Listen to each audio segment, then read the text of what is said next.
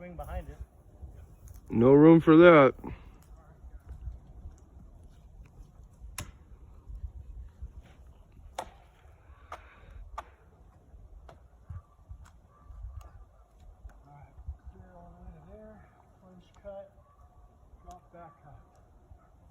All right, hey, you guys are good right there. You come forward a little bit so you can see it.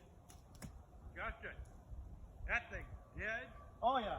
So you can see the dust coming out. Well, I cut the two parts, so this has got a face cut. I got to put my cut in the back, but I can't set wedges, so you have to aim it and go, because you can't swing in here, right? So I'm going to plunge in and try to take out that Madrone, which I've already crippled. Ready? Yep.